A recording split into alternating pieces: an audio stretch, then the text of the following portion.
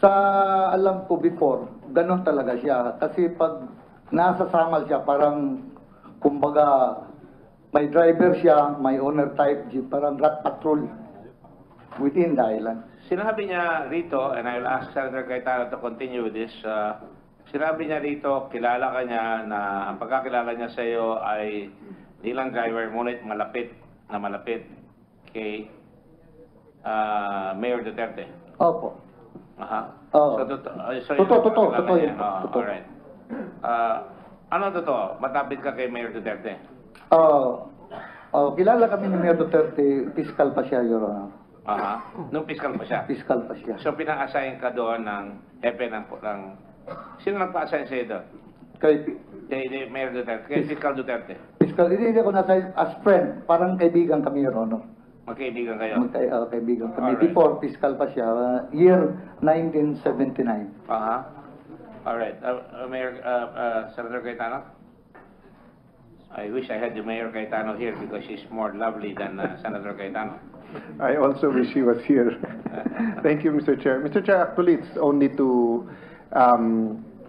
SPO for Benaventura that I have a question just because obviously 30 years of a relationship of being with the now President and Mayor, he would have first-hand knowledge. Sir, DDS, totoo o hindi?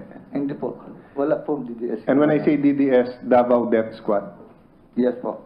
So, si Mayor, alam na po natin, wag na nating ano kung paano siya magsalita. Yes. Okay. But have you ever heard him, whether face-to-face or nasa telepono siya or nandun ka lang sa likod niya o sa kotse, tell anyone, any policeman, any go-between in Davao na patayin niyo yan? Wala po. Okay. Pero sinasabi niya na kapag kayong life nyo in danger, kapag ang buhay nyo na pinag-uusapan at may operation, ipagtanggol nyo sarili nyo o lumaban na kayo. Yes, Your Honor. Okay. May inaccuse ba sa'yo si Mr. Matubato? Sa narinig ko yung nandito siya first day, Your Honor. Isa daw ako sa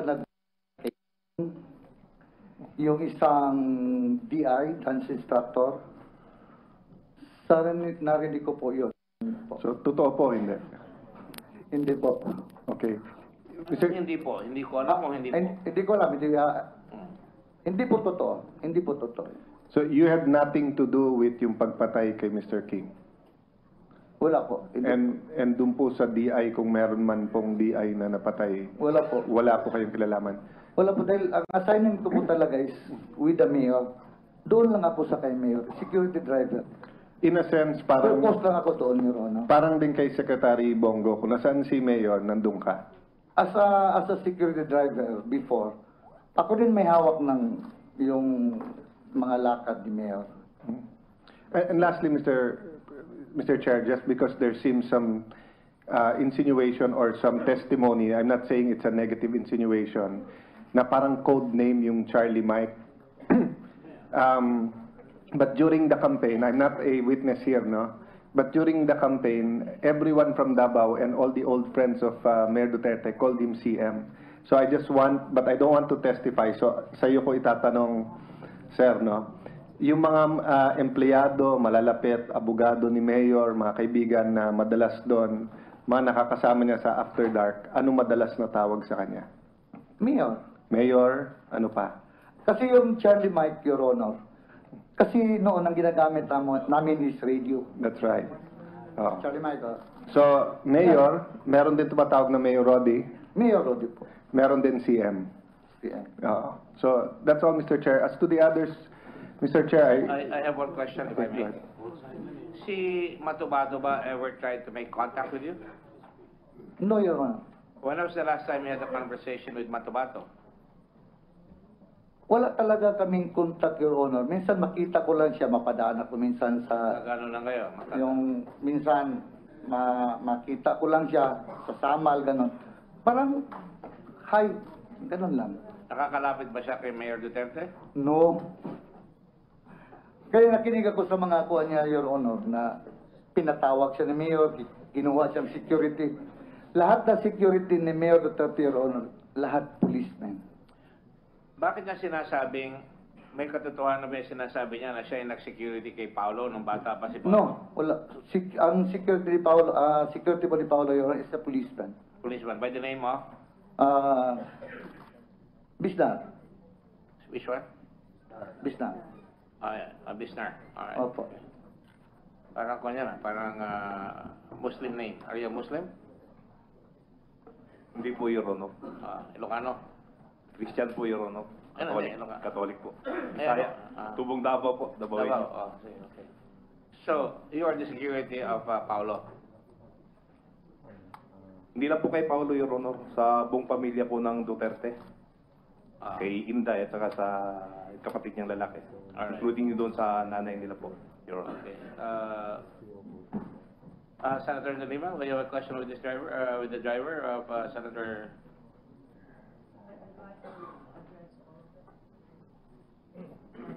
All right.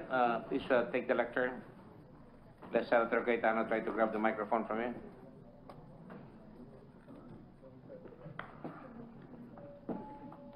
Thank you, Mr. Chair. So para mga general questions lang po ito. Kung sino man po sa inyo ang gustong sumagot, gustong mag-react, paki-raise lang ho yung kamay ninyo. Okay. Lahat ho ba kayo miyembro o naging miyembro ng Heinous Crime Section?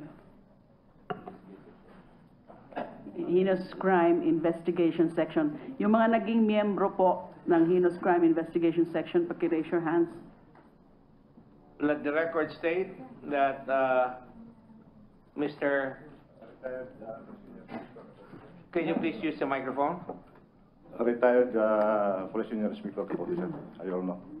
I'm sorry, hindi ko makuha yung pangalan. Retired Police Senior Inspector Rinaldo Capote. Ricardo Capote. Rinaldo Capote. Rinaldo Capote, as in raincoat. No? Yes, sir. Okay, thank you. Who's next? Rizalino Aquino, raise his hand. Retired Ispioto Rizalino Aquino, Your Honor. All right, who else? SPO for Jim Tan, Your Honor. Jim Tan, all right. And Mr. Lau, Police Chief Inspector Ronald Lau, Your Honor. Mr. Chairman.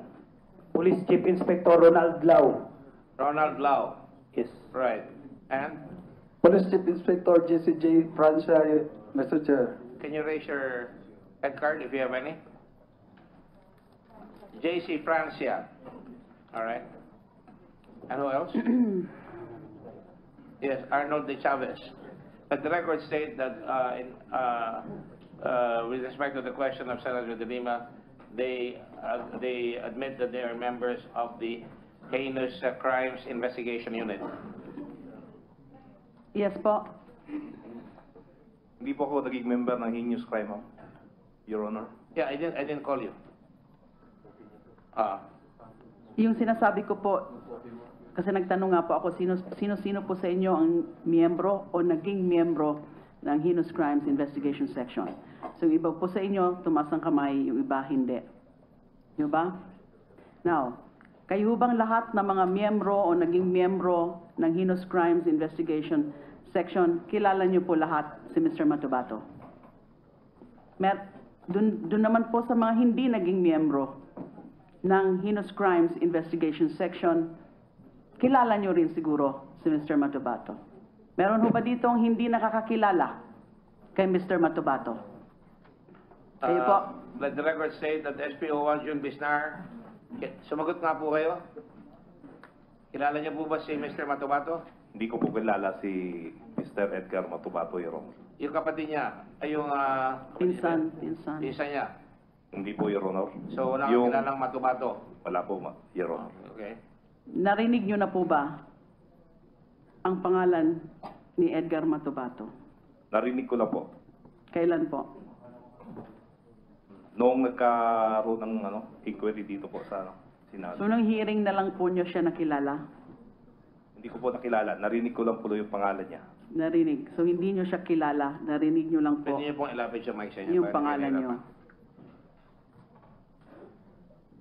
SPO1 Bisnar? Po. PO2 Alfredo Socorro Pisnar Jr. po. Okay. Si Police Chief Inspector J. Francia, nabanggit po kayo na nasa PSG daw po kayo ngayon. Your Honor, I am currently assigned with the Presidential Protection Unit of the Police Security Protection Group. PS, PO. PO. PSG, Your Honor. Hindi naman talaga PSG. So it's not PSG, it's different. Yes, it's different. Tinatanong kayo, hindi kayo PSG, Presidential Security Guard. Yes, Mr. Chair, I am assigned with the Presidential Protection Unit of the PSPG, Headquarters Camp Crami.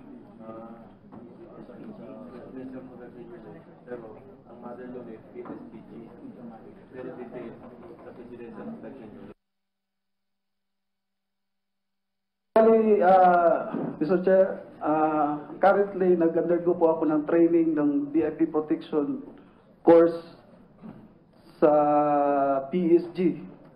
Okay? Go ahead, please. Si Arnold Chavez po, o de Chavez, civilian po ba kayo? Police po. Ano rango niyo? PO3 Arnold de Chavez po. SPO3. PO3 po. Active. Active po, active. Active. So kasama kayo ng Heinous Crime Investigation Section. Since 2001 to 2006 po. 2001 to 2006. Opo. Ngayon po hindi na. Hindi na po. Doon po sa mga hindi nagtaas ng kamay nung tinanong ko kung kayo ay kasama o kasapi ng Heinous Crimes Investigation Section. Pwede ho bang malaman kung saan kayong unit? Yung mga, yes. Ako po si SPO po, Jodito Obales. Active. Your Honor. Active po ba kayo? Your Honor. Active. Ako po ay, I am presently assigned with the office of the... I am presently assigned with the Office of the Investigation and Detective Management Branch of the Davao City Police Office, Your Honor. Pero hindi yung Heinous Crime Investigation Section. Minsan hindi ako na-assign sa Heinous Investigation Section, Your Honor. So paano nyo po kilala o nakilala si Mr. Matobato kung hindi kayo kasama sa Heinous Crime? Heinous Investigation Section is one of the section of the Investigation and Detective Management Branch, Your Honor. So sakop ng... Sakop ng IDMB, Your Honor. So kaya kilala nyo rin si Mr. Matobato? Yes, Your Honor. Anong pagkakakilala nyo kay Mr. Matobato? Kasama rin ho ba siya ng Heinous Crimes Investigation Section o sa ibang opisina? No, ang pagkaalam ko, Your Honor, si Edgar Matobato ay nakatambay siya palagi sa Heinous Investigation. Isa sang si isyo na naka-dinitel ng city government sa loob ng Almendras compound upang bantayan yung mga government building na nasa loob ng compound, Your Honor. Yun po ang pagkakilala nyo sa kanya. Opo, Your Honor. So, pwede nyo rin bang i-confirm kung talagang si Mr. Matobato madalas may daladalang M14 at minsan granada pa? Minsan, Your Honor, hindi ko siya nakikitang nagdadala ng barel, Your Honor. So, taliwas dun sa mga sinabi po kanina. Nila, ayaw, and ni, was the other one, Humawan. Yes, Your Honor. Hindi ko siya nakikitang nagdadala ng barel. Sino pa ho yung mga hindi kasama sa Heinous Crime Investigation Section? Ang pakisabi po, saan kayong opisina? Mr. Chairman, I'm Police Superintendent Antonio Rivera, currently the Deputy City Director for Administration with the Davao City Police Office. But formerly, I was the Chief of the Investigation and Detective Management Branch of the Davao City Police Office. Nasakop yung Heinous Crimes Investigation Yes, Section? Your Honor. So paano niya rin po niya kilala si Mr. Matobato? Well, ang pagkakilala ko kay Edgar Matobato, Your Honor, is on acquaintance level. Hindi ko naman palagi siyang nakikita. Ang close ko yung kanyang uncle.